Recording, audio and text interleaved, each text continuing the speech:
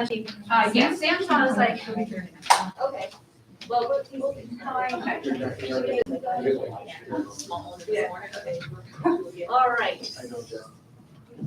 Good evening, everyone, and welcome to the Board of Education meeting for the Averill Park Central School District on this Monday, March 14th, Pi Day, 2022. Please stand for the Pledge of Allegiance.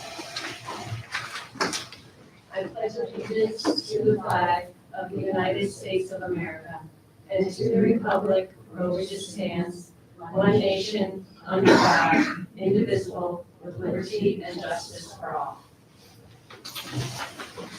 All right, jumping in to our superintendent's report. Okay, good evening. Perhaps the shortest report in quite some time, so you're welcome. As you hopefully know by now, our girls basketball team defeated Bishop Ludden pretty convincingly on Saturday to win the regional championship. They now advance to the Final Four. You're going to see a motion on your agenda to change our calendar. We could talk more about that then if you'd like. This is just the update. So congratulations to our girls. Next game is Friday at 11:45 at Hudson Valley. And then secondly, just real quick, we put out something last week regarding COVID test kit distribution, just to kind of provide an update. We are going to get those out this week. At this point, elementary students are going to receive 2 boxes each. Our secondary students receive 1. Employees will receive 1. And again, we'll be giving folks the opportunity to opt out if they so desire. I was notified this morning by Questar that more have arrived. So opt out. We have no shortage right now of test kits. So we're trying to get them out as soon as we get them and into the hands of the community so they can be used as they see deemed fit. So that is the very short report for tonight. Any questions? All right, well, we'll go right to our Celebrations of Success video.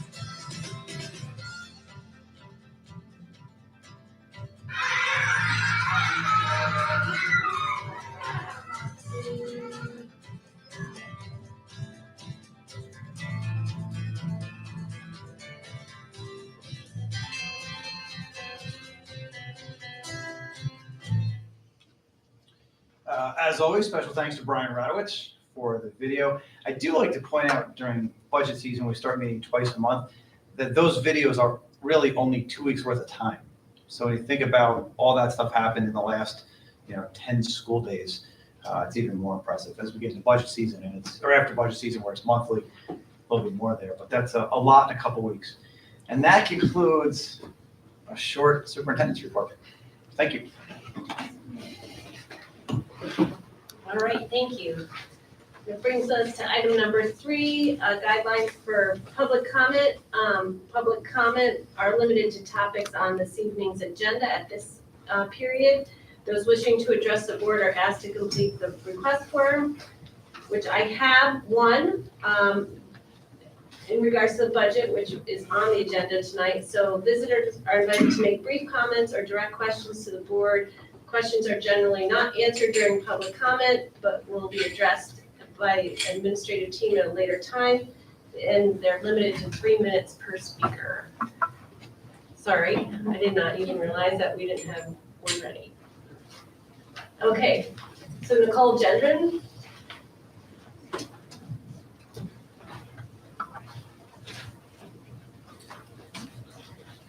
Good evening, everyone. Can you hear me okay on here? Yep. Okay. So my question in regards to last meeting, you spoke about the budget and had your presentation. One of the topics I was curious about more information was you spoke about things that will, with the COVID relief money, will be funded for long periods of time, and then some things that will be for shorter periods of time. And among that being teachers for specific courses to be taught for up to 2 school years. So my main question is what happens at the end of that 2 years with those teachers and those courses? And is that something that's going to be looked at in the future, in future budgets, and possibly expanding our budget to cover those costs for those teachers and salaries? Is that something you guys want to take offline and, or can you address now or get back to her? We could probably, if you want, handle it, I think, a little bit through Carrie's presentation. We're going to talk about a lot of budgetary issues and constraints, which I kind of think, not directly, but is kind of at least tied into that question, because there's a long-term, as we talked about, the long-term financial situation with the cliff and Yep. those positions, many of which are not in our general fund, so they would end up being reductions. But that's going to kind of come up as we talk, I think, through tax cap and some of those things. So we can definitely address it then, and if not, I'll be around afterwards, we can certainly talk through it. So. And just also that the budget conversations, the reason why we meet twice a month during budget season is because the budget is broken up into like a dozen segments, right? Like, Yeah, we've tweaked a little bit this year, right? So Carrie had the first presentation where she really took all the non-instructional pieces of it. And then we did the last meeting with Matt taking the instructional pieces of it. Today, you're going to hear about the nuts and bolts of the financial aid stuff, the state aid, the foundation aid, the tax cap. And then the last presentation of the season, if you will be my presentation with the next meeting, which will be the summary and the recommendations, which will be kind of putting all this together to say, here is, at least at that point, if not the official superintendent's budget to the board, pretty close to it. And then eventually we'll get to adoption and then to putting it out to the community. So. Okay. Okay, that's the only blue form I have for public comments, speakers on the, speakers with topics on the agenda. Now we're up to the budget presentation. Okay.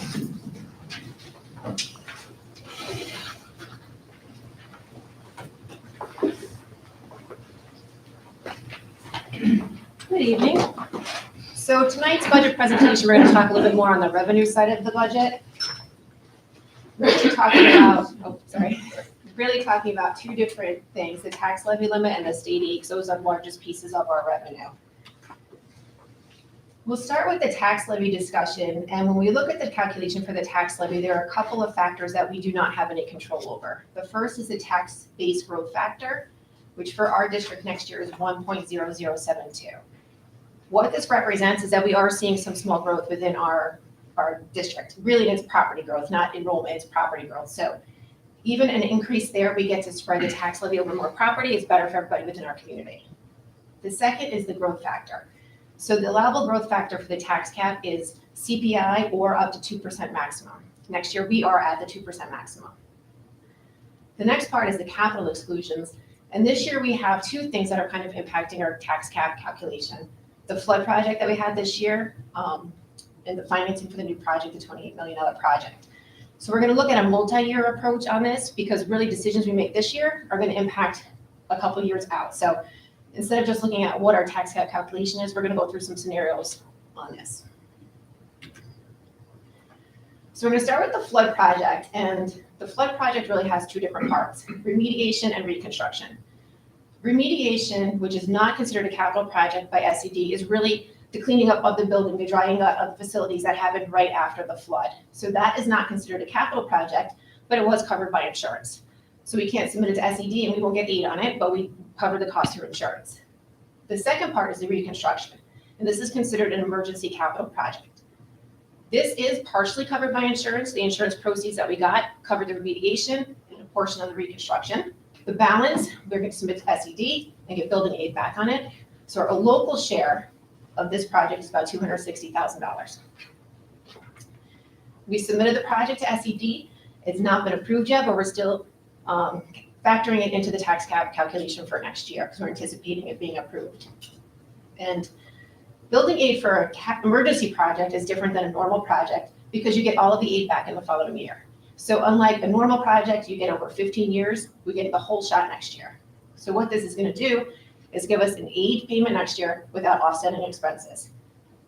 All of our expenses for the flood project were in this current school year, 21-22. However, when we did the tax cap calculation last year, we did not account for the flood project because we did not know we were having a flood project. So we do not have any offsetting expenses next year, but we're going to get this aid. So you're going to see that in the calculation. What this does give us, though, is an opportunity to potentially offset the new project because we have an aid payment without a principal and interest payment. The second part is the debt service planning. So we do have the new project that was just passed in October, and next year we'll start a band interest payment. So with capital projects, typically for the first couple of years, you do 1-year bands until you go to a bond. Our project is a 3-phase project, so it's going to be over multiple years. So we'll have a few years of band payments instead of going directly to bond.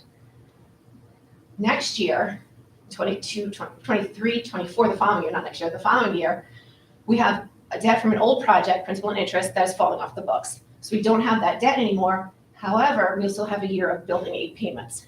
This is just a result of the timing of that project, the way it fell. So that year, we're going to be upside down again with with aid payment without the offsetting expenses. But the financing for the new project will continue in terms of bands. Then the next year out, 24, 25, we have an additional debt falling off the books. But in this case, the aid is falling off at the same time, so it's well timed out. So then we could just continue with the payment for the new project. So it's timed out a little bit better once we get to that year. But what we do the next 2 years is still going to impact that year. Oh, go ahead. Could you just identify what band is, please? Oh, sorry, a bond anticipatory note. So it's just a 1-year financing, and it's typically you only ban for what you're going to need in the short term. So you do 1 year because we have phase 1 starting this summer. Then we'll do another ban next year, picking up the money that we'll need enough to cover this first project, and a little bit of the second project, and it goes on until you have a substantial part of your project complete, and then you go to permanent financing.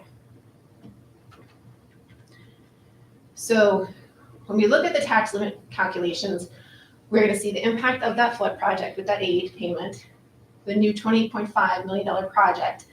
And the projections in there for this project are based on current project timelines and budgets. So we have a schedule that has been put together with our architects and our financial advisors. But if project timelines get pushed, SEDs doesn't approve on time, the project, there's supply chain issues, it takes longer. It could affect the aid payments and the timing of that. And then also the budget, different segments of the budget, over, under, it does ultimately change our aid projections and how the project will line up in the long term. However, I do think for the purposes of tonight, we have good information we're going to use based on where we are right now. So I'm going to walk you through 3 different scenarios, and I'm going to pull up a spreadsheet, which is not my favorite way of presenting, but there is no other way, I think, to really kind of convey the different scenarios. So, And I think, Carrie, just to hop in. Yeah. I think for the board, it's important to understand, I think typically we think of the tax cap as being very cut and dry, and that's what it is 90% of the time. This year is the exception because of some of these issues with the flood project and the capital project. So I think it's kind of a change in your frame of mind a little bit. We're used to just, here's the formula, plug in this number, this number, this number, and here it is. Our tax cap is 2.7. Our tax cap is 1.9. The confusion, the thing that we usually try and explain or reiterate now, since it's been a few years, is it's not the 2% tax cap.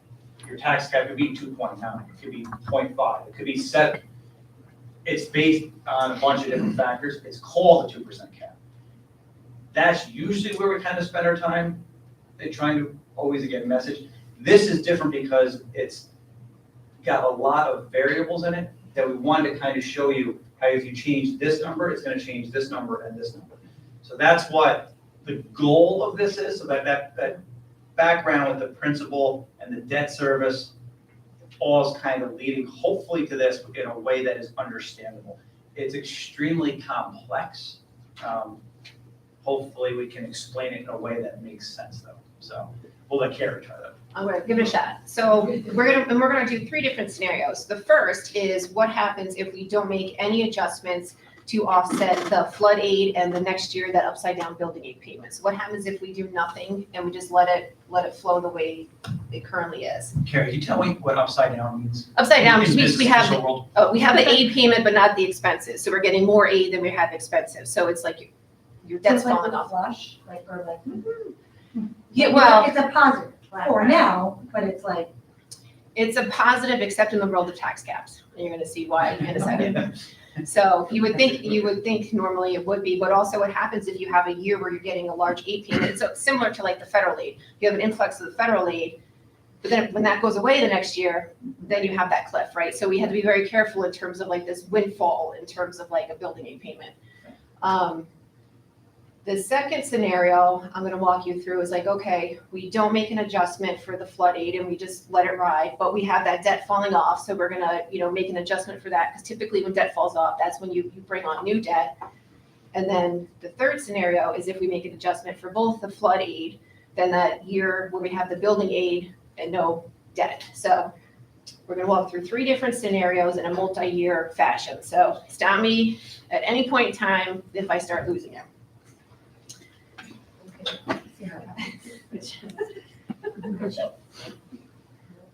Okay. Wow. Yeah, I know. So this is why I don't like walking through spreadsheets. So the first spreadsheet we're gonna look through is if we make no debt adjustment. So this is gonna take into account, we get the flood project, we don't Carrie, I'm make. sorry, can you enlarge that? Um, Up in that top left Well, corner. this, the dots up top. I think if you go shift plus, There you go. it, might matter. More or good? More. A little more. Little more. Try 150. Better? Oh, yeah. Okay. So we're gonna walk through the scenario where we don't make any adjustments. I've tried to highlight places in the spreadsheet that are in gold or the orange, looking color to places like to where to focus. Things where it's gray or like standard, not much difference there. And at the top, for the purpose of this illustration, the growth factor and the tax cap factor, I've kept the same throughout. I don't know what our CPI is gonna be in 3 years. I don't know what the growth factor is gonna be, but just in terms of keeping it steady and not letting that influence the calculations, I left that the same. So the first column that you have, it says 2023 tax levy limit, no flood project. This is what our limit would have been had we not had a flood project this year. So if you look at the bottom, the capital exclusion, you can see like I have a line for, you see, right here, like flood aid, it's 0. It's as if we didn't have the project. So if we did the normal calculation without this project, that if we didn't have it, you would see our tax levy increase would be 3.58% of 1.1 million. So that's what we'd be looking at had this not happened. But it did. So the next column, 22-23, is what happens when I incorporate the flood project aid into the calculation, but we don't make any kind of adjustment in terms of like an offsetting expense. So you can see what our tax cap would be, the 0.81% or $266,000. Carry that through to the next year. Oh, to point out, our tax cap exclusion, if with that flood aid would be negative. In the calculation, you cannot have negative capital exclusion, so it defaults to 0. So that's why at the top you'll see a 0 taking out in terms of our 20. I'm pointing as if you can see that. The capital exclusion right here is 0 because it can't be negative. So if we carry that through the next year, and this is the year where we have aid payment coming off, but still debt. So what happens here is, again, we have a negative exclusion. So what, wait, I'm on the wrong one. Here, okay, 2.73. So here, The capital payment goes down from the prior year, but we still have the capital project aid. The flood aid's gone because it's a one-shot deal. It's not spread out over the 15 years. So we have, again, an aid payment without an offsetting expense, another year of a negative capital exclusion, which was set to 0. So when we bring that up to the top, what we'd be looking at in 23-24 is 2.73 or $900,000. But where you'll see what this does to us is really in the following year. Because in the following year, again, the flood aid is gone. We have another project that dropped off, but it's on both sides though. So here and here, went to here and here. So that both the expense and the aid dropped off. And we have the ban interest still there. It increases every year because each year with a ban, you have to do a larger payment. And we have a capital exclusion again. So what that does in that 24-25 year is pop us up to over 5% in terms of a tax cap limit. Carrie? Yeah. Those last three columns with the 0.81, 2.73, and 525, that is all without the flood, with the flood, or with the flood. It takes the flood into account that first year. Right. The 0.81, yeah. What happens with the very first column, or where you're getting to that, with the 3.858? Well, that's If we were to go on from there, from that scenario with the no flood project. so that's not really an option for us because we do have the flood projects and we are going to get the building aid. So I think if we're getting the building aid, we have to incorporate it into the calculation. This was just to kind of give the community and the board a reference of what our tax cap would have looked like had we not had the flood project and where our starting point would be. But I didn't calculate it out because it's not really an option for us. I misunderstood that The- in the the beginning because I thought they I think were options. the Oh, well, first column, correct me if I'm wrong It's more here. for reference. Yeah, so the Yeah. first column's just for reference, just so you would know, like, had we not had this flood project and this influx of aid next year, what we would have been presenting, which would have been this first column. But then it kind of says, we can't do that now because we have the flood, so here's what we're looking at. Hence the upside down, which is Yeah. normally a negative connotation. When you said we're flush, I was like, I thought upside down was bad. So the second scenario, again, I left the first column the same, so here's the column with the no flood project. And this one, the second is also the same, because I assume this talks about, here we get the flood project aid comes back in, and we still don't make any adjustment for that to have an offsetting expense. The difference starts in the third year, where we have the debt that's falling off, but we still have the aid payment, and we make a small principal payment towards the new project, the $28 million project, giving us a capital exclusion that year, which changes the tax cap to 3.47 or the 1.1 million. And again, when we carry this scenario through to the following year, we're at 5.95% in terms of a tax cap, because we go back to, kind of normal debt payments. We have the debt payments with the offsetting aid and the new project coming on. So that's what it looks like if we don't do a flood adjustment, but we capture the falling debt in the second year and then go to the financing for the new project going forward.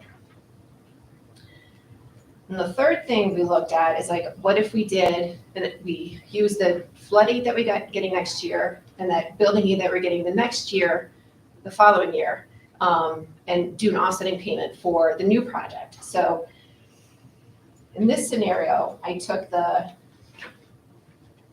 in this one, I took the principal and I made a principal payment to try to equal somewhat the flood project aid that we're getting. So make a principal payment there, which then gives us a capital exclusion because we now have an expense to offset the flood aid, which gives us a 2.95% tax cap calculation. Then that following year, doing something similar and making another principal payment towards the new $28 million project that was passed to kind of offset the reduction of the debt that was falling off, to try to pick that up, and that gives us a 2.92% that year. But what this also does is then that following year out, it avoids us having to have that spike to the 5%, because we've kept capital exclusions for the first 2 years. So the third year, the capital exclusion is a little bit higher, but since we're able to deduct out more, it doesn't have as large for the prior year capital exclusion. It doesn't have as large of an impact. So what it tries to do is keep that debt exclusion steadier for us, and then the tax cap steadier, so we don't have years where we're gonna have a large spike in the calculation. So that's what we're trying to avoid, and that's why this year in particular, we have these couple of things going on, that it's important to do a multi-year look at this, instead of just like, here's your tax cap calculation, because what we decide to do in this next budget is gonna impact us out a couple of years. So it seems like a no-brainer at this point, unless I'm not understanding you, that you want to have those debt service payments in order to keep that capital exclusion and kind of moderate the tax increase.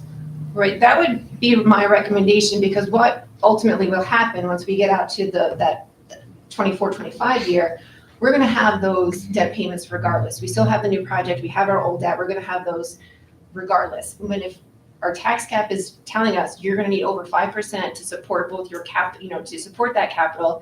And if we don't go all the way to 5, because it's tough to tell the community we're gonna tax you at 5%, right? That's hard to tell people. Then where you're gonna have to you can't cut your debt, right? So you're gonna have to like look for other places in the budget to offset that. So that's what I'm trying to avoid a couple of years out, if that kind of helps frame my thinking a little bit. I'm glad you thought this all through, because I like this, as Ann said, this seems like a good case scenario. But I know you said you had one more. Oh, no, that was the last, that was 3. Oh, okay. We did 3. I have a question. Yeah.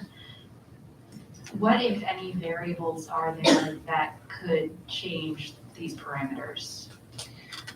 So the parameters that could change are our growth factor and the tax cap factor, right? So in a year, we might have lower CPI. Instead of having a 2% increase, you might be 1.5, it might be 1, it might be lower than that. We've had years of that. And the growth factor. In addition to that, right here, if we see the new project, the 28.5 million project date, right now we have a project scheduled for this summer. And this aid projection is based off of that project staying on schedule.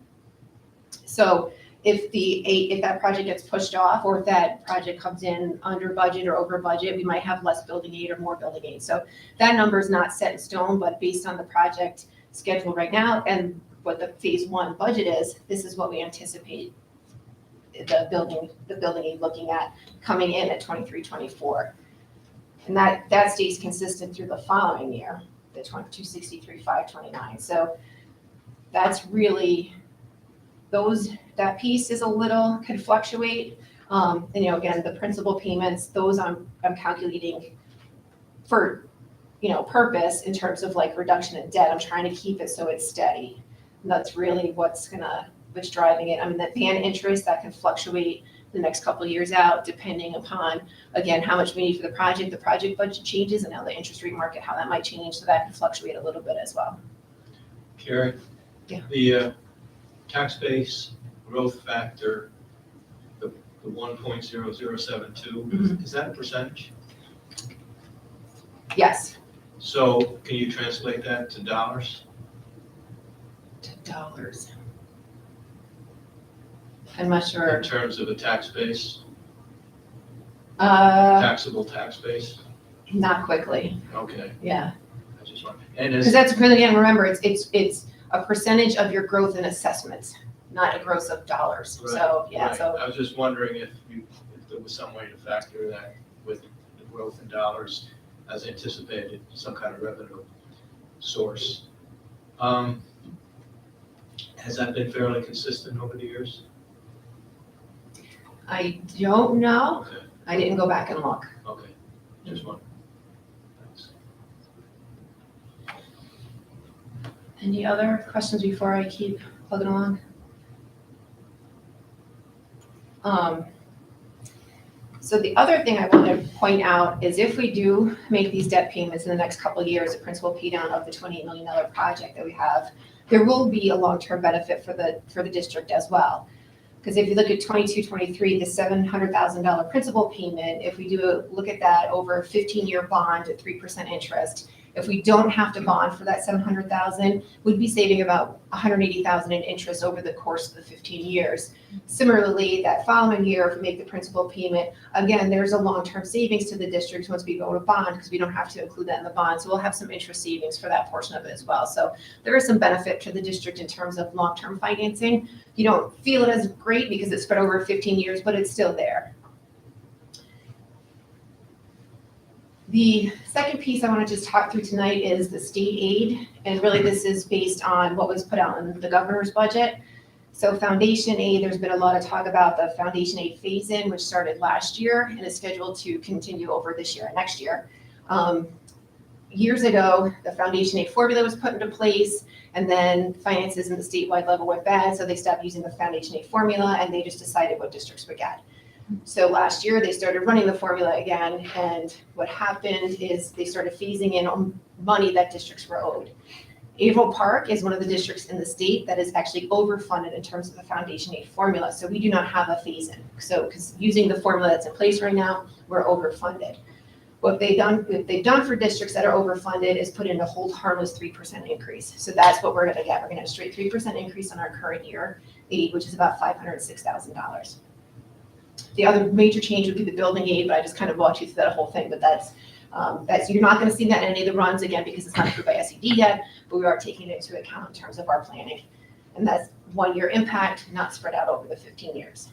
Carrie, Yeah. I just want to clarify, when you say it's about $506,000, that's just the increase, that's not what we get in state aid. Oh, yeah, no, that's just the foundation aid increase. What do we, do you know the? Yep, that's the next grand slide. total? Yeah, that's the next slide. I'm just showing teeny up the 506,000 because you'll see a lot of districts or surrounding districts will be getting millions where we're not in that case, right? Because we're on the hold harmless. So that's our increase for the foundation aid with the 3% is 506,000. Carrie, can I just ask, based on what criteria do they consider us to be overfunded? It's purely based on the foundation aid formula that's in place, which takes into account many different factors. So, So totally arbitrary and not necessarily factual. well, factual based on the factors that they look at. So, I was skimming very briefly, the House bills came out today, and there is one of them, and I didn't read them thoroughly, but I did see something about money to do an investigation into the foundation aid formula to see if it's working or not. So, I or was if there's supporting that investigation. yeah, and there's definitely issues with even the foundation aid formula. The census that they use is a very old census. It hasn't been updated, so there's definitely some issues with the formula. But they're just looking at, when they implemented the foundation aid formula in the response to the campaign for fiscal equity that was years ago when they settled that case, they came out with that formula, and that's what they've been using. And that's, according to that formula, we are overfunded. Okay, thank you. So here, if you look at the 21-22 budgeted aid was the 16.8, slightly different, the 512, and that's just because the foundation aid in the budget was a little different than what was on the runs. So you can see the difference there. So next year, foundation aid will be $17.3 million. The building aid, the large difference there is again for the flood project. Reimbursable aids, which is our software, hardware, BOE's transportation, excess costs, small decrease there. And really what's driving that decrease is the reimbursement that we get from excess cost aid. Those are our students that our special education students that cost us more money than what our basic contribution is. So we get aided back on anything that's above what is a basic contribution for the district. So a lot of our kids that we have outplaced in different placements, both private and public, as well as some of our in-house kids that we do get money back on. So there was a decrease there because we calculate that based on the actual students. And then just a small decrease in BOE's and transportation. So it's a $1.6 million increase right now. And that is my tax levy and state aid presentation for this evening. So I don't know if you have any questions still on the tax levy, the state aid, because this revenue part is big in terms of how we address the expenses. Is it possible for us to get copies of this just so sometimes I need to look at things more than once to digest it? I might have questions later. Yeah, and a copy of the spreadsheet so you can look in the formulas and try to see them, Yes. how it all flows. Absolutely. We'll post it in the budget corner too. Yeah. So it'll be on the website. And again, just for clarity from looking at that 1.6 million plus is a difference, not a total. Right, I'm just totaling the difference, so you can see the year-to-year budgeted amount. Of course, the building aid, there's the increase there, but if we put an offsetting expense, that really doesn't help in terms of like supporting other expenses within the budget. But that's just looking at a pure revenue standpoint and not looking at both sides of the budget. This is where we're at right now, awaiting runs from the legislative budget, but I'm not hopeful that we'll get anything above the hold harmless amount. And then, but the total being upwards of 27. Yeah, I should have totaled those columns That's too, okay, that's that's my fault, I can add that in. Just in case someone's like, we're only getting 1.6 Yeah, no, That's, that's a difference. And then budgeted a column. yeah, I can add in the totals, that's a good point.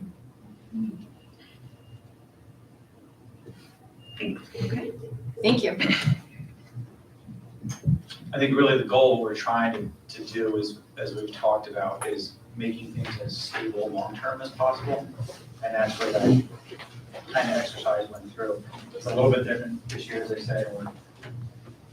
Just like we talked about during the capital project discussions, you want to bring projects on as projects go off, so you keep your debt service somewhat flat, so as money's coming on, money's going off. It's the same theory with this tax calculation and how it's going to look not just this year, but the next 2 or 3 years out. Hard to predict because there's a lot of factors in there, growth factor, interest rates. So it really is just an exercise. It's not a, locked and written in stone type of thing. But we're trying to plan very deliberately and long-term as much as possible. I appreciate the time it took to walk through those different scenarios and figure that out, like what would be the best for the whole, so, thank you. Does anybody else have any questions, comments?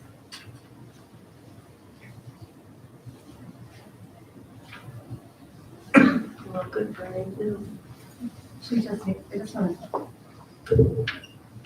Just since we were sort of playing with the up and down of the tax, that 20-some odd million, that is revenue in the form of state aid.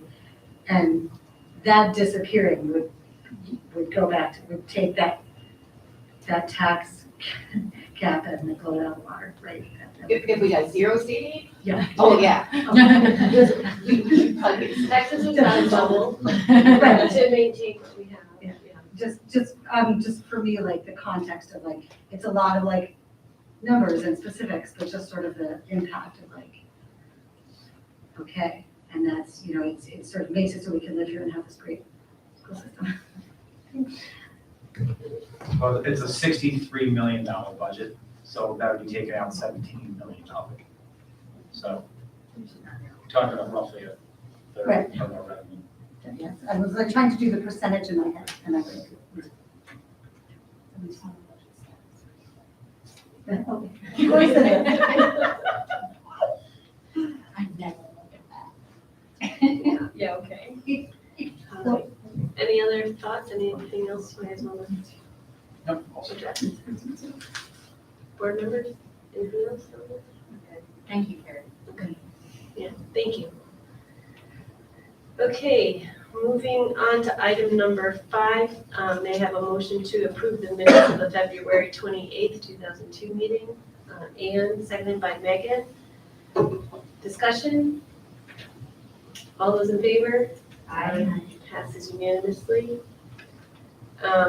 May I have a motion to approve items 6, 7, and 8, the consent agenda for business items, personnel items, and special education recommendations?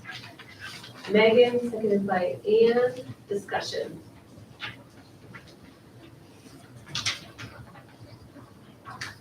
Oh, well, actually, just for some of our community members who haven't been here previously, all of the items that are in the agenda come to us ahead of time. We spend time reading and observing those ahead of the meeting, so it looks like we're not really doing anything here, but we've all reviewed all these documents ahead of the meeting, so it's your work.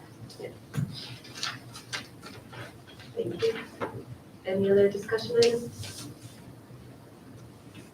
Okay, hearing none, we'll call it to vote. All those in favor? Aye. Thank you, passes unanimously. Brings us to item number 9, the policy review. It's the first reading for the policy 8130. General comment, I wish we put page numbers on it. Yeah. Because, I know. so as we go through, so I'm not sure, I think maybe the best way to go through this is to go page by page and see if anyone has any comments. But I guess we'll start, does anybody have any global comments on this policy? And otherwise we'll go through and, because there's specific questions in here asked about, or for consideration when we review the policy. Can I just ask, so that we have it on the record, the sort of global context of this specific policy?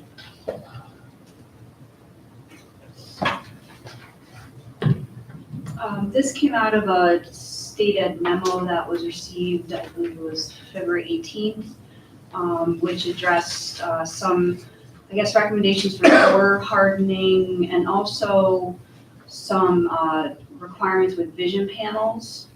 It made us go back to review our policy and recognize that the current policy is from 2003. And it doesn't, our current policy doesn't address vision panels at all, which I guess the vision panels are not supposed to be blocked. However, in the case of an emergency, if there's a board policy in place that allows a temporary, I guess, covering of vision panels, if there's, God forbid, something going on and we don't want people to be able to see into our rooms, it would enable staff to be able to do that. But absent a policy, that wouldn't be allowed. So we reached out to NISBA to see what they had and realized our current policy is pretty outdated. So this updates also some pandemic requirements, and so this just really updates a lot of the safety requirements for the district. Thank you. Okay. Anybody else? The policy too, and Kim has done a nice job with this. The policy's been reviewed by our Class-Star safety specialist. Obviously, we paid for the Class-Star service. Sam previously looked at it. Deputy Nichols, our SRO, was involved, and Kate Dorgan, who's leading the safety efforts. So it's been looked at by our team of people, just to make sure that's updated. And there's following what we would consider best practices and just match the policy to it. If you're looking for a vision panel example, there's one right there on that door. So that's covered. It's covered. We covered it on purpose just now. Yeah. For demonstration. Yeah. But that's what we're talking about. In the case of lockdown, that's what you would do. Okay. Great. Great, I guess if there's no more global, we will move on to reviewing this, going through the pages so everybody can sort of follow along. Is there any comments or questions on the first page?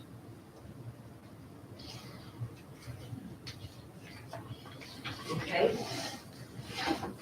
The second page. I have one question on the second page. So we have the district-wide safety team, but it's for clarification for my own information. It says, and other school personnel is on the safety team, and we currently include everyone, right, that's on this list?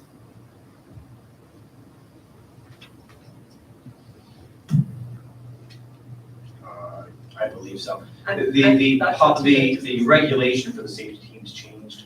It was when I was here, I'm gonna say probably 3 years ago, and we updated our team. Actually, Josh Gill was our safety coordinator at the time. We updated the team to match that, so I'm pretty sure. I didn't double check it, but that was quite an effort to expand the team.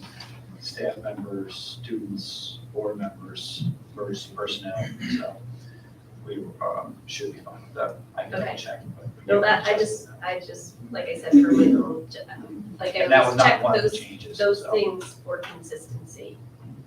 So, But we need to update this safety plan for the district. This will be an addendum to it, right? Or this will change parts of it. I don't, it kind of follows what we're doing, like with the door covers and the door hardware. So I don't think there was any, there was definitely nothing significant. I don't know, you. Right, part and of we've it. already incorporated a pandemic plan Okay. into our safety plan, so I feel like this policy is catching up to That's exactly.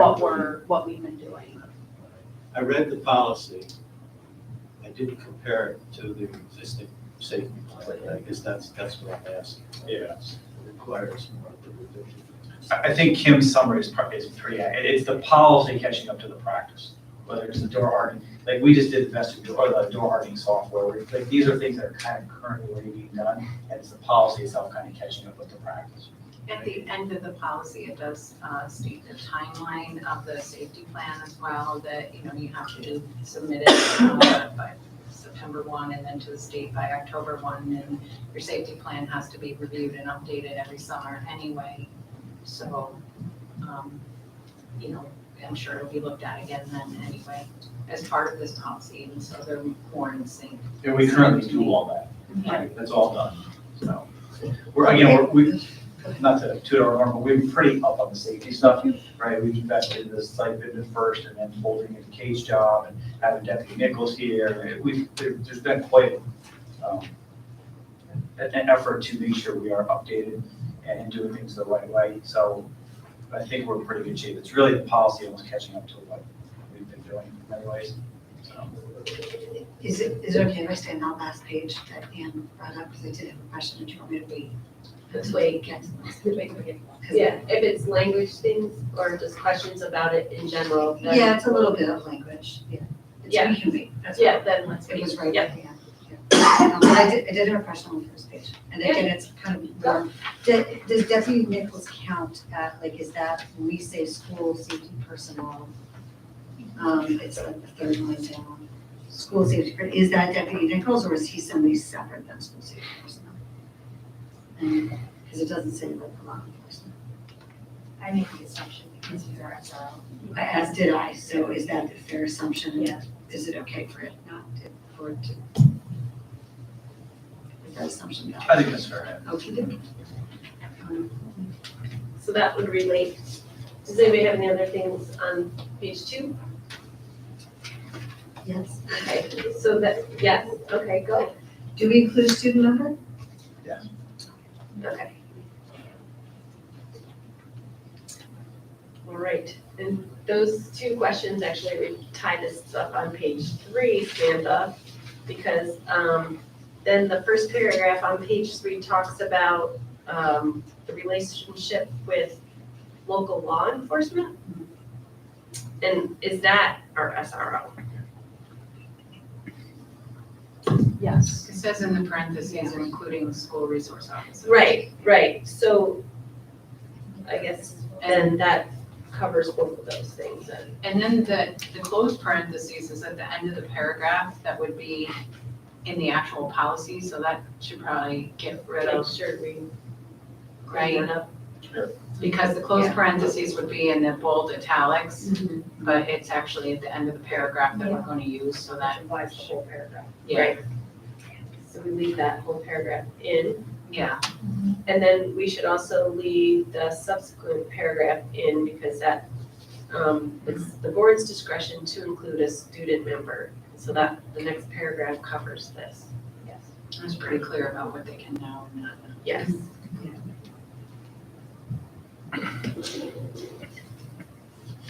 Does anybody have any questions on that?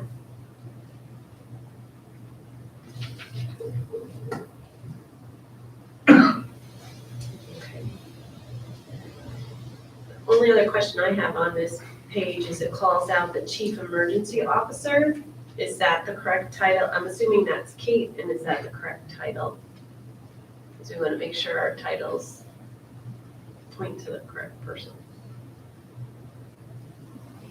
Or is it chief emergency officer in that? I think we Under designate Kate. that in the reorg. Okay, I didn't really read that as a title It's not so a much title. as It's not a a, title. as a point. duty. Yeah, okay. It's an appointee and it's not in Okay. the reorg. I believe. Okay. We can verify that.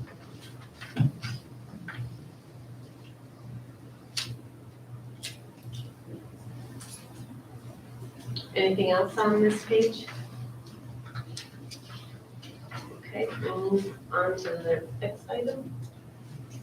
Or next page, page 4. Which is a page that says building level emergency response plans and teams. Sorry, I know moving my pages myself so I can keep track, keep them straight.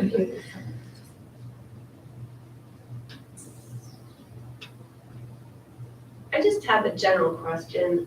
A couple weeks ago, I was talking to a friend of mine, and she works in a school district where they have 2 terms. One term is lockdown, so when there's a potential emergency, so potentially active shooter or something to that effect, where the kids do need to stay in place and maybe cover the windows, things like that.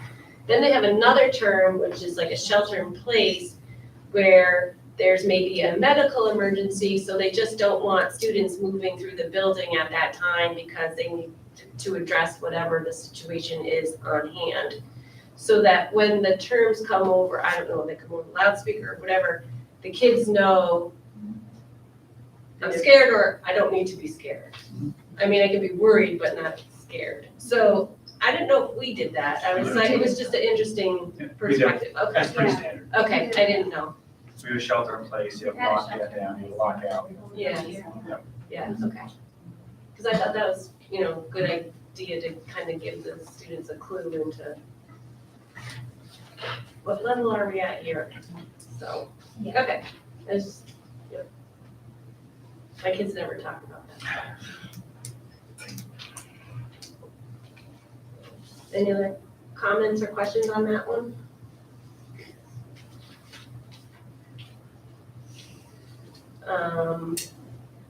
The next page.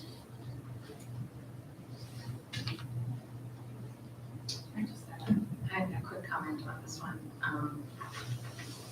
Where it begins, building level emergency response plans to include protocols in response to carbon monoxide alarms or detection.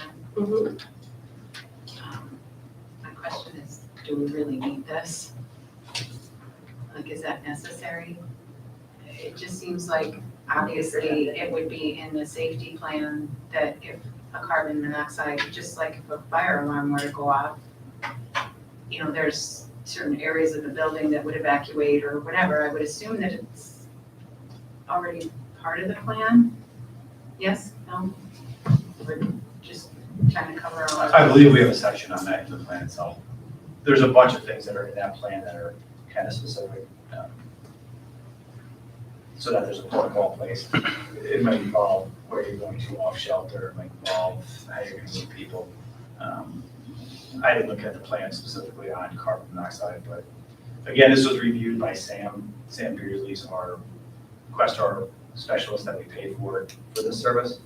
And he's the one who's the most up-to-date and current on policies and practices, and kind of keeps everything in mind for us. Yeah, I suppose it's better to leave it, need it, have it in there and not need it than need it, not have it, but frequently There's templates for all this. We follow a template for our emergency response plan that is utilized throughout, so. Yeah. They all kind of go together, the plan and the policy now. And the work that Sam does coordinating these for the BOCES. And then just on the same page, Jesse, where it says optional language, about 2/3 down, I just said, okay, I think that should be there. I also think it should be there. Agreed. So we're good leaving the optional language in. And on a clerical note, there's a stray formatting bullet that once we clean this up, we want to make sure that gets removed also.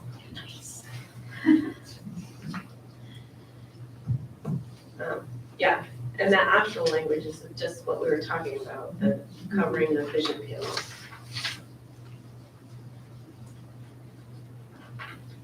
Okay. Any other questions on that page? Moving to the next page.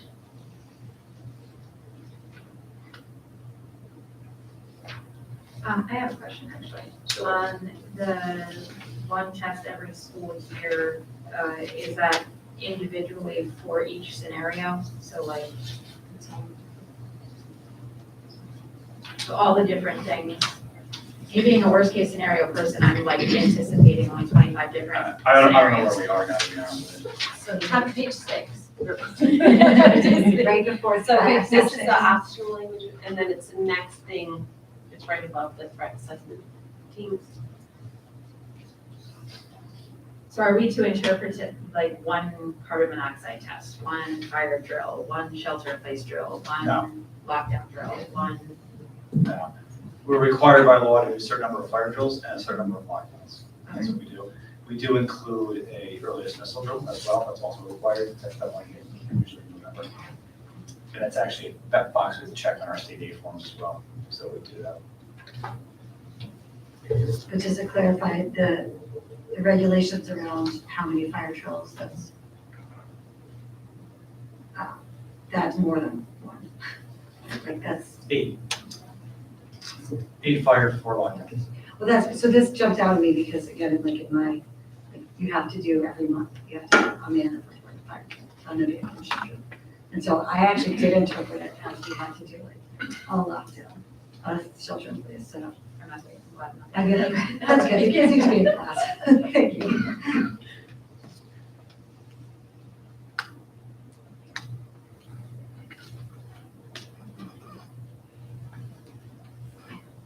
So that covers it, right? You guys are Yeah, no, good with yeah, that? no, Okay. thank you.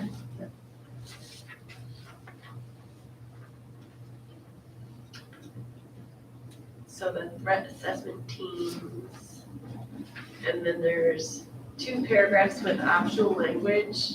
I had a question on that. Okay. Is this an either or on the optional, or are we picking like optional number 1 or optional number 2, or are they separate? No, they all go together.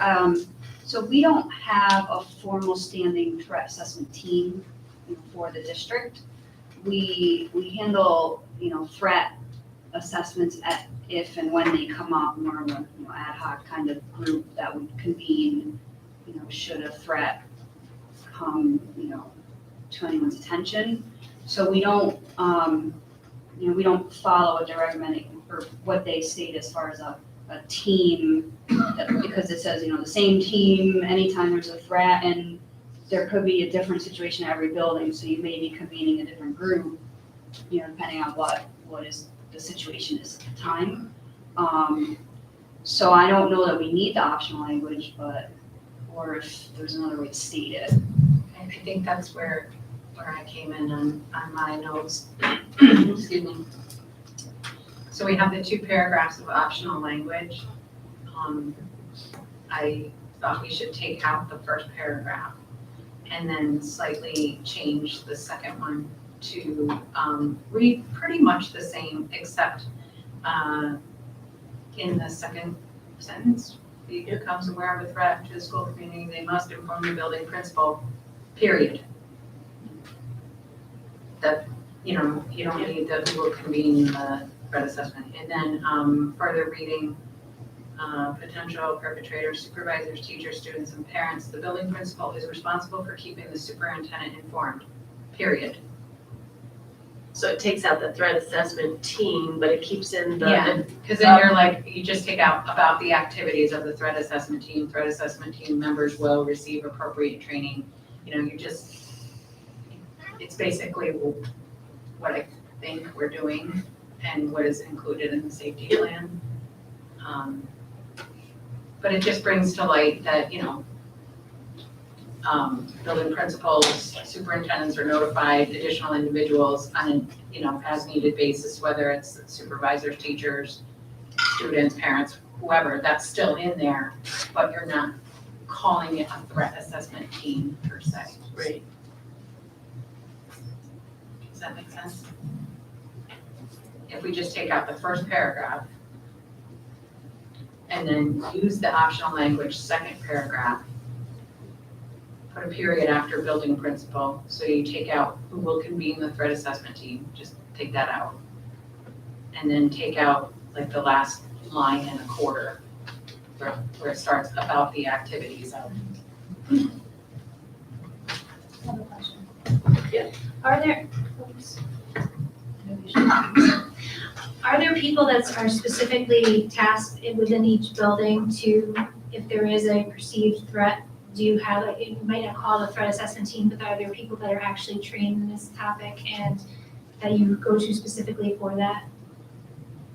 If there was a perceived threat, obviously this is not an immediate threat, like there's something right this second where you're gonna form a team, but something that we perceive and we're looking into. Do you have a set group of people or is it different every time and do they have training? It's the same collection of people. Each scenario is different. It's, you know, the building principal and then the support staff, counselors, school psych, those type of people who are involved. Those are the ones who know the kids and the most on the ground with them. And then they certainly get myself involved and Brian involved. So I wouldn't call it a threat assessment team because we don't have one that goes across the district. The situations are very different. And it would actually make the operations much less efficient and effective. So I think it's best left in the hands of the building principal in consultation with the support staff that they have. And then again, Brian is board in on every single issue. So there's me and Brian kind of coming in, offering some consistency and some feedback. Personally, I would take care of both of those. It's up to you guys, but I don't, I mean, to say that the principal is going to notify the superintendent, they certainly do. So that's not, I don't think, it doesn't hurt to have it already by any means, but it's not like that's just standard protocol. They're letting us know all that stuff. That's just kind of standard procedures for everything. So, I mean, we talk to the principals, you know, a lot.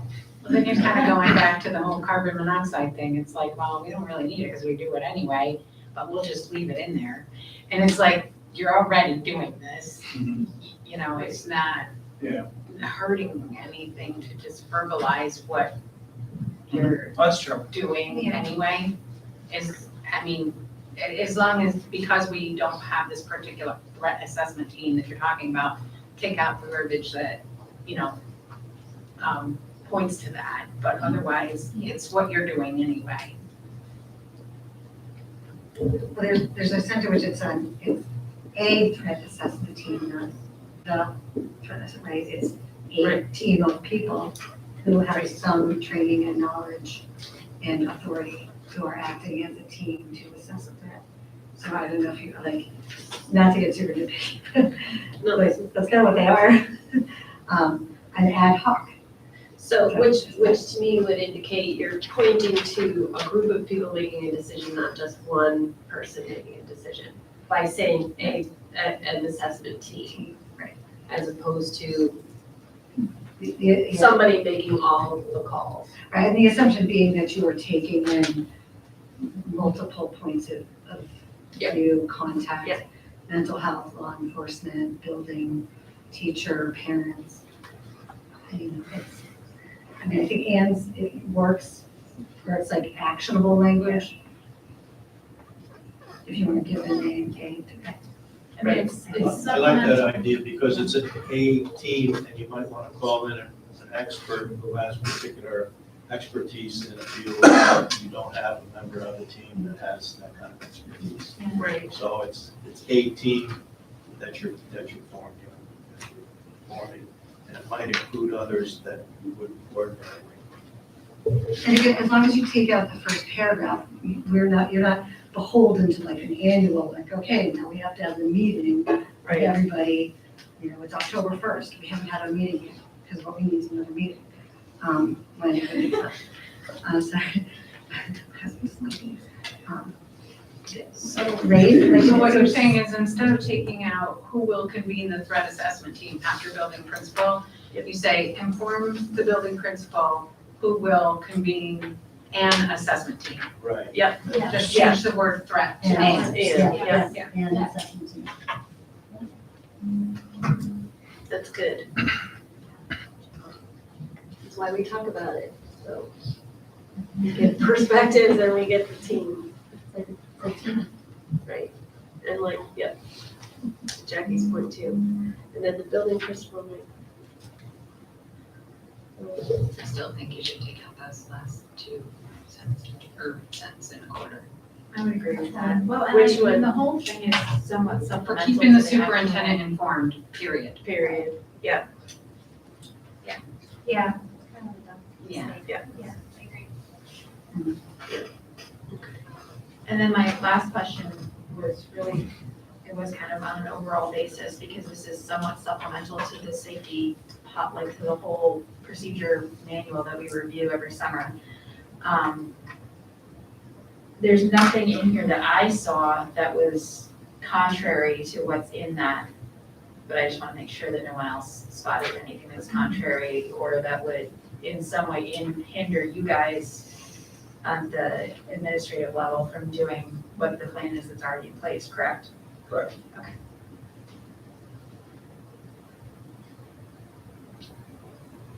Okay, so, It's just a question of what date we'll put in and then that's. yeah, but just to follow up on this threat assessment team, we need to change the title of this section. I don't know what we want to call it, but, and then we're gonna take out the first, I think it's more chain of command than. for Because the it is section title. For what we were just, yeah, for what we were just discussing, I think it more relates to chain of command in terms of reporting up the chain of command.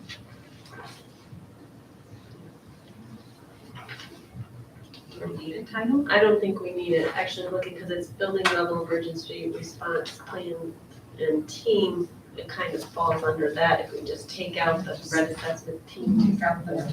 So we don't call it anything, Yeah, just keep going. or call it out as anything. And so just want to make sure we have consensus here that taking out the first optional language paragraph, modifying the second one to just say who will convene and assessment team, and then we're taking out everything after the building principal is responsible for keeping the superintendent informed, period.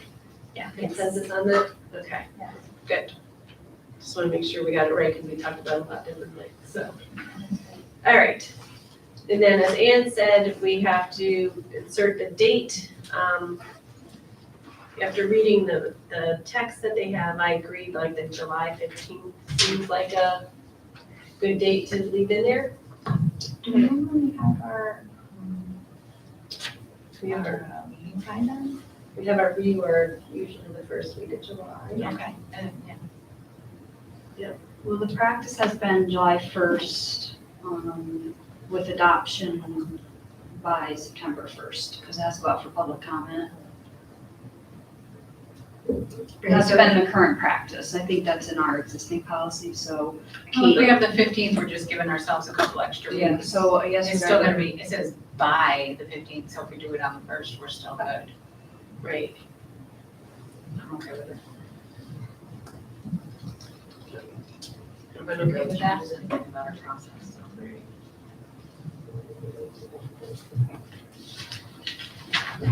Just in that same paragraph, I just want to clarify, right? So if the plan requires no changes, then it will remain in effect. All plans must be adopted by the Board of Education by September 1. So even though it is remaining in effect, we are still hypothetically adopting a plan on September 1st that has no changes. Yes. We're still doing the proactive. It's an adoption. It's an affirmative. Right. Because if it changes, we need to have the public hearing, or if it doesn't, then And as is. it's public hearing.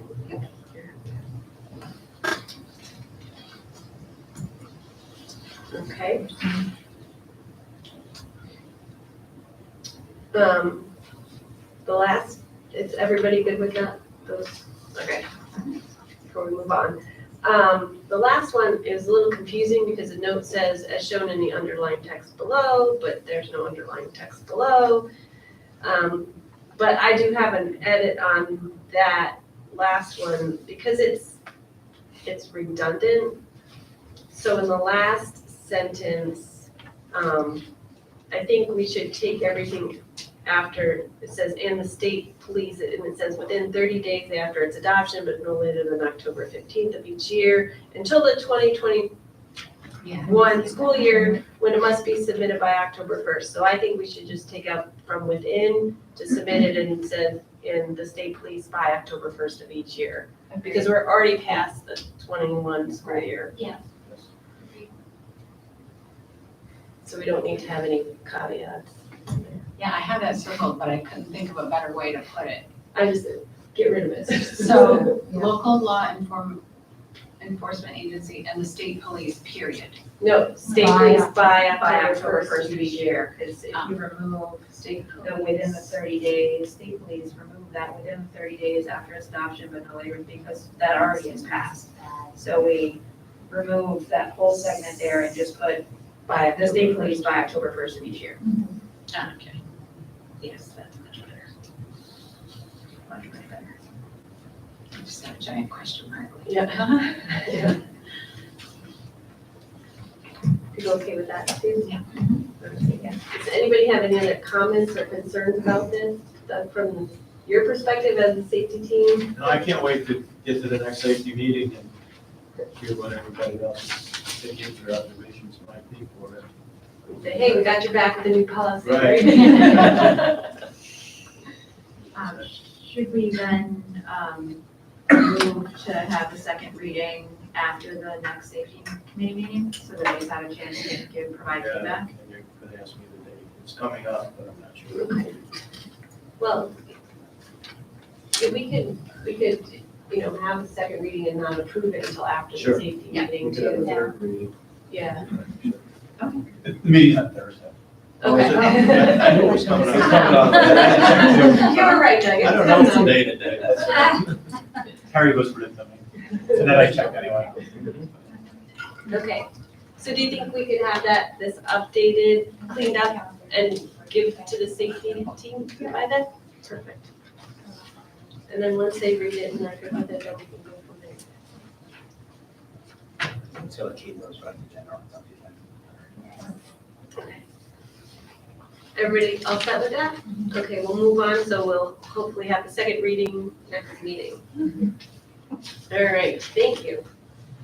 I know it's kind of painful to go line by line, but I think we need, or section by section, but we gotta make sure we don't miss anything when it's this many pages long. Yeah, exactly.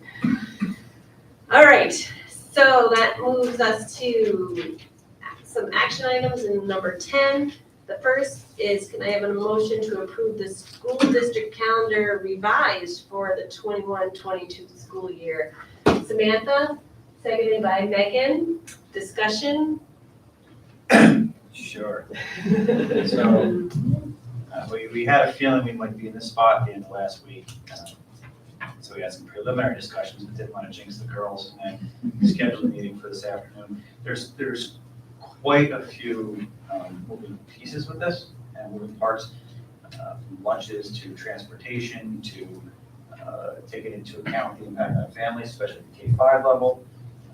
But in the end, we feel pretty strongly this is a unique opportunity for our students, and not just the girls on the team, but the student body as a whole, especially coming out of the pandemic and the social, emotional well-being, and something that's been an emphasis for us this year. So what we're proposing, recommending to the board, is to have Friday be a half day. It would be a half day only, 6-12. We keep K-5 in school because we understand the impact of students and families. But we would do a 6-12 half day.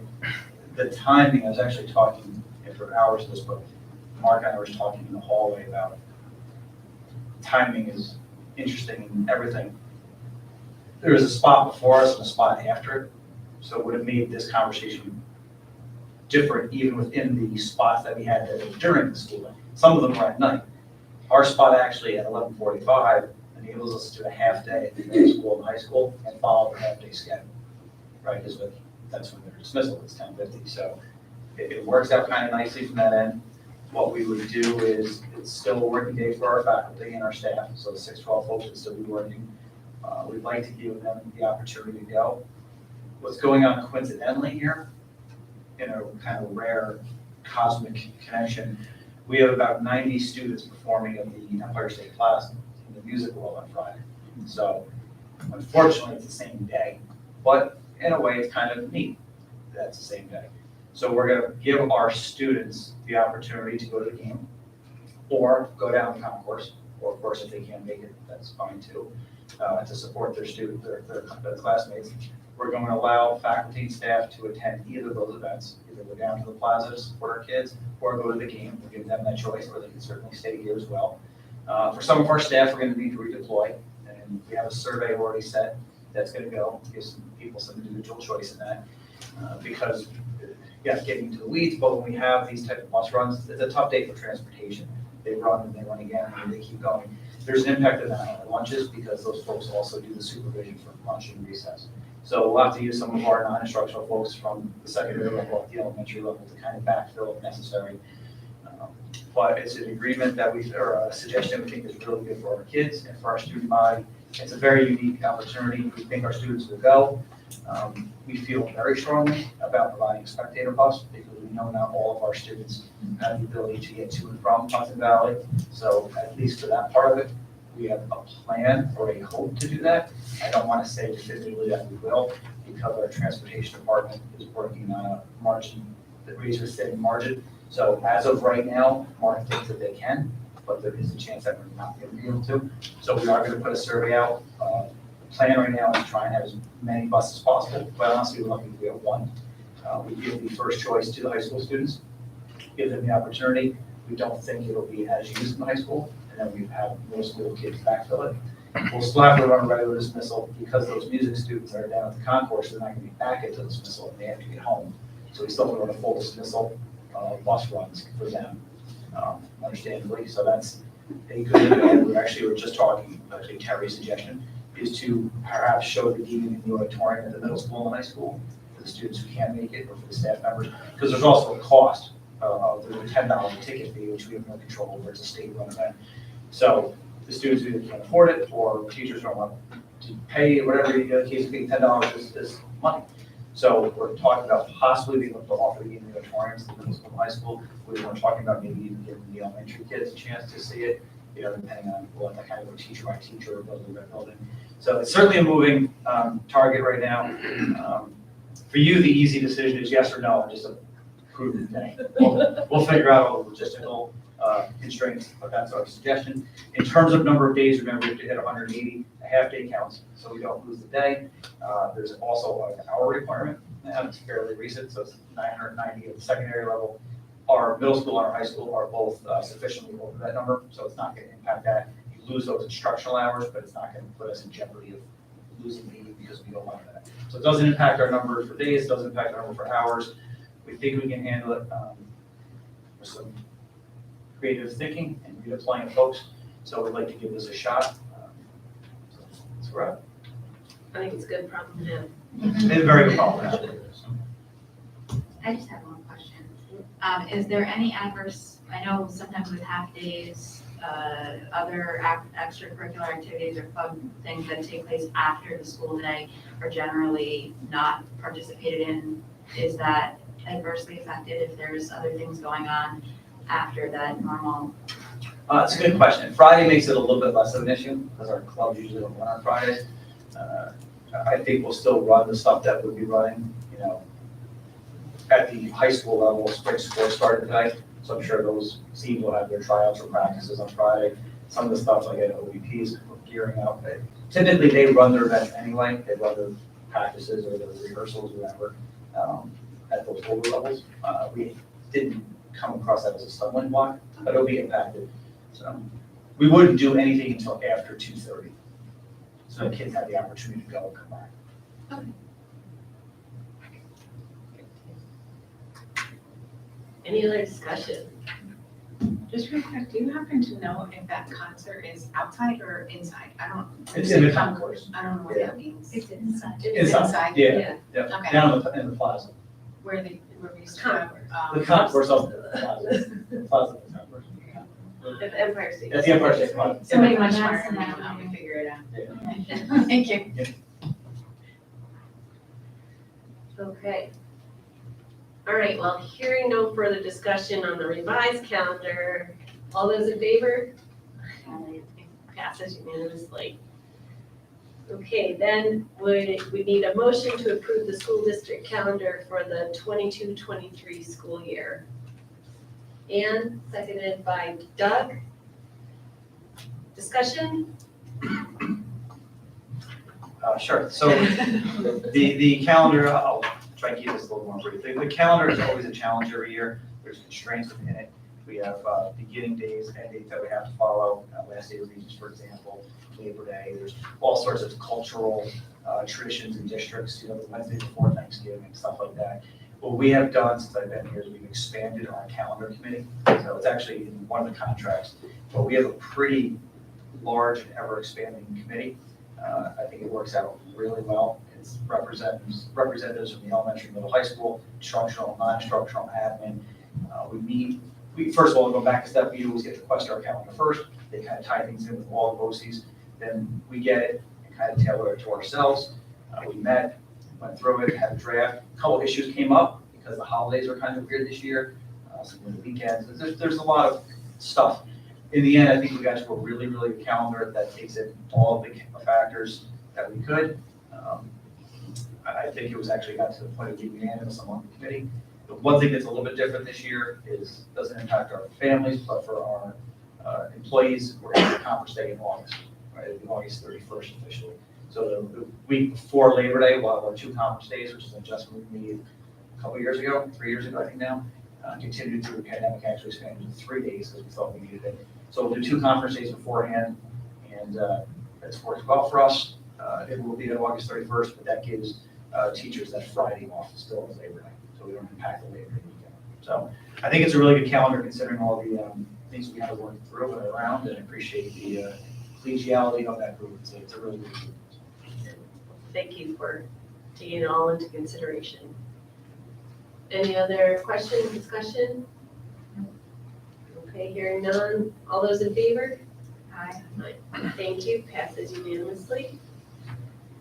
Brings us to the second public comment period of the meeting. This is for general comments, not limited to the things on this evening's agenda. I do not have any blue sheets at this time. I was late, I'm so sorry. Can I just say, I have 3 questions, I'll fill out a form for you. Yes, you need to fill out form afterwards, Not a but you can come up now.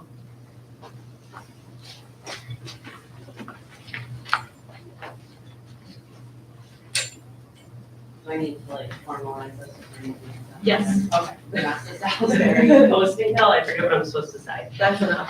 Okay, so 3 things. One, in the budget presentation, in regards, I think it's at like a $700,000 payment or something for the capital project. How much state aid, don't we get a good amount of state aid back for the capital project? It just seems like a lot. Like, it seems like it's a large payment. I thought that we were getting a good amount of the capital project paid back in aid. Do you want to ask your questions, and if we can respond, we will? Okay. Ask all 3? Okay, gotcha, sure. The next question is, in regards to email, it's been getting hacked a lot apparently.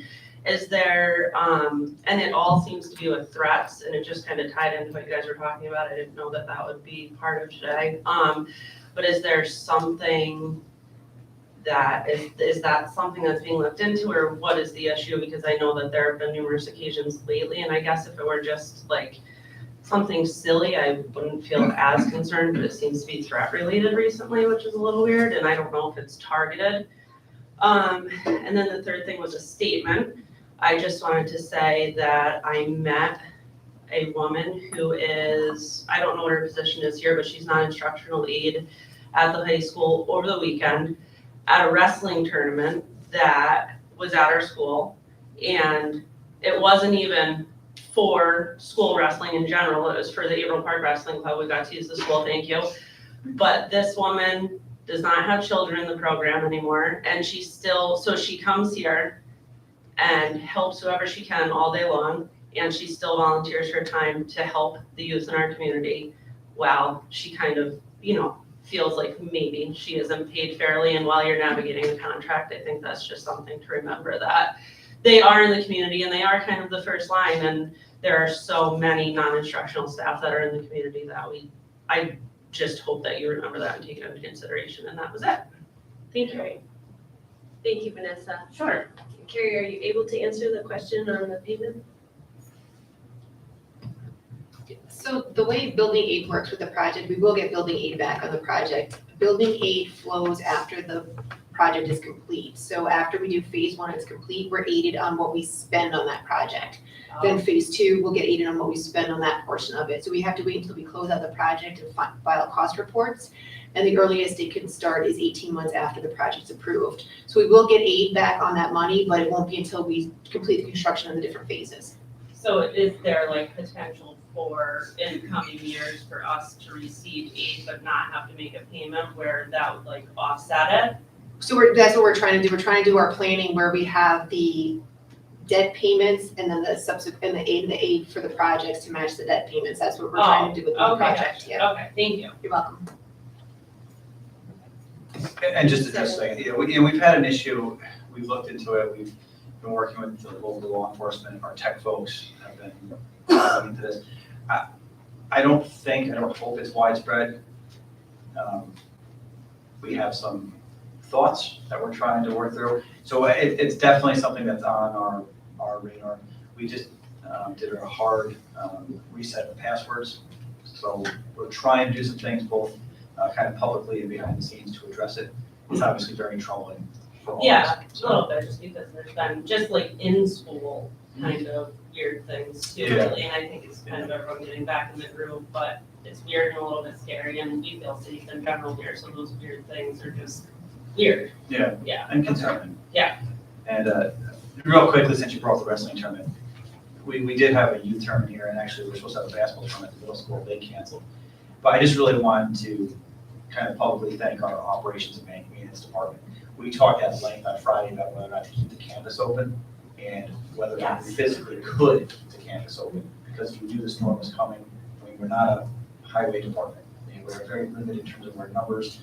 And I met with Aaron and Billy, Sansone and Mark, and quite honestly, I said to them, can you guys keep the place safe, right? It's easy for me to say yes or no, I'll be sitting at home. What do you guys think? And they felt very strongly, and we as a group felt strongly, that it's important to keep the campus open because of the importance of this event for our community. Averill Park Youth Wrestling uses this as a major fundraiser.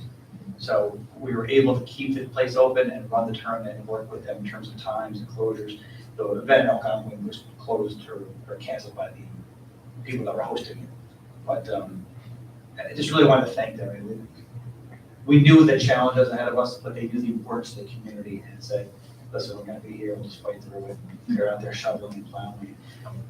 I would like to, it's not a surprise if you know Aaron or Bill or Scott or any of that crew. And Randy's the man. It's just what they do, so don't want to take it for granted because they're very dedicated. Okay, thank you. And do fill out a sheet, so Got we it. just have it for No record. Thank you. Any other public comment? Okay, brings us to board member reports. Jackie, you want to start, please? I just want to say how excited I am for our school district for Friday with everything that's going on for our students. And I'm really excited that we approved that half day. Hopefully everything will work out.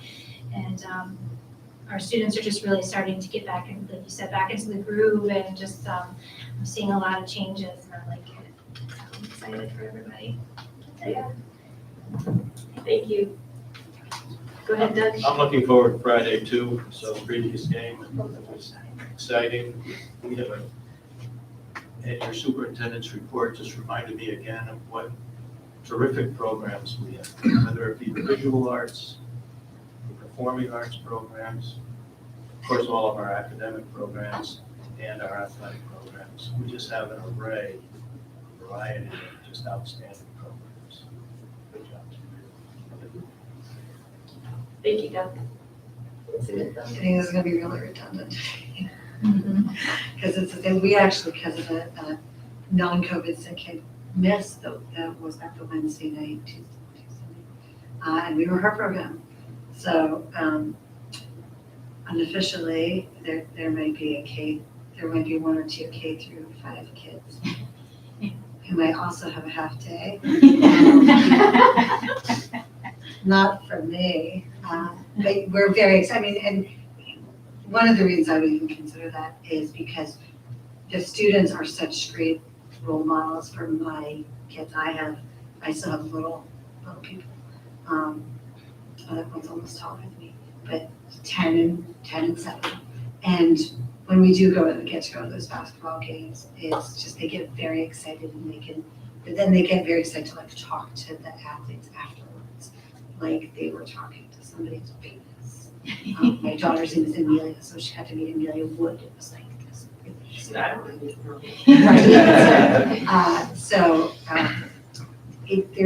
it's being in a school district when you have role models like that, when you have young kids, it's hopefully a sign of things to come too, so. A couple more years. Thank you, Samantha. Megan? Awesome. Oh, I am on, okay. Wanted to congratulate our Odyssey of the Mind teams that made it to the States.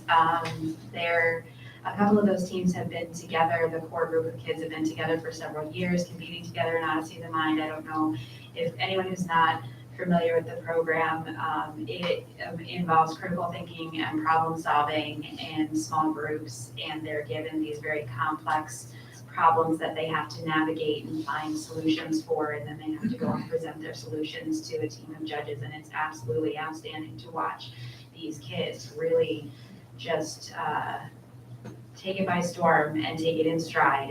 It is a level of stress that as an adult I have sweated over, and the kids are just amazing. I wanted to congratulate all of our athletes and our music students who over the past couple of weeks have been unbelievable. Our bands and orchestras, our Algonquin Middle School kids who performed in their cabaret show, which I believe was inaugural for them. Getting up and singing show tunes is not something you would picture middle schoolers doing, and yes.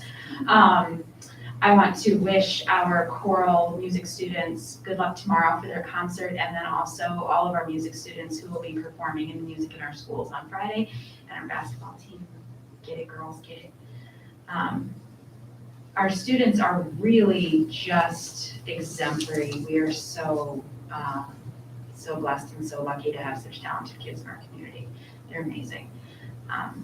And if I forgot anybody and you're having a great day, congratulations. Because there's just so many to mention. Just can't even, I think we also announced honor rolls at some point, so good job. Not easy either, so congratulations. Looking forward to hearing more. Thank you, Carrie, for more pieces to the budget puzzle, which is a hard task to tackle, and we appreciate you as well. So, and thank you to the buildings and ground crew. I know of schools in other districts, not local here, who didn't get nearly as much weather as we did, and called off activities that were even on Sunday when nothing was even happening, and they called it off. What are you talking about? So I appreciate our buildings and ground crew for keeping it open. Our kids deserve it, and we appreciate you. So thanks very much. Thank you, Megan. Yeah. I want to thank you, Carrie, for your presentation. Maybe you're not a fan of spreadsheets, but I am. And I love numbers, and I love to see how changing one thing can make a difference that's carried through. Like, I don't know, I weirdly appreciate that. So thank you. It matters. It matters down the road, and it matters now. So really appreciate the effort that you put in to present that to us in a clear way. I'm so looking forward to tomorrow night's concert with the girl. I'd say the girl, my girl. My girl sings in the treble choir as well as the chorus. And when you hear them sing, it's, for someone like me who can't carry a tune in a bucket, I get goosebumps every time. I so appreciate the music, and I'm really looking forward to it. And I actually asked for the day off on Friday so that I could go to the music in our schools, and now I know it's on the concourse and not outside. So, I actually asked for the time off to do that, and I don't know if the timing will work for me to see the game, because I'm so proud of our girls and Coach Morgan, right? You know, we've been having a lot of success, and yes, we have a talented, very talented group of girls, but it really comes down to, it has to be the coaching, because we've had a successful program for many years in a row, and I'm I'm sure these girls are so grateful to play for such a great coach because he knows how to get the best out of them for sure. And I appreciate all the cartwheels you're doing to make this schedule work because I think it goes a really long way toward morale and school spirit and things that we've missed for a long time. So, you know, everybody getting behind this team, win or lose, it's just really, I think, a great thing for our school community. That's all, thank you. Thank you. I want to just highlight, I went to the instrumental performance last week and I was really impressed with the inclusion of the 8th graders into the 3 performing, the band, the orchestra, as well as the jazz band, because that was amazing. And those 8th graders are very talented too, as well as the high schoolers. So it just was a really nice concert to go to and to listen to. And thanks for reminding me that the choral concert is tomorrow, so if I can get to that too. So there's always a lot going on, and as Doug pointed out, you know, your superintendent's report always shows those good things. And I think we need to step back and count our blessings, because we do have a great school community. We have a lot of positive things going on, and we're able to do all this stuff. And you think about the people in Ukraine, and we just really need to say, hey, we're struggling with how we do a half day off. That's a really excellent problem to have. So we just need to really appreciate what we do have. So thank you, everyone. Motion to move to executive session. So I need a motion to move to executive session to address the proposed pending or current litigation and for collective negotiations under Chandler law. Megan makes the motion. Doug seconds. All those in favor? Aye. Thank you, everyone. Have a good night.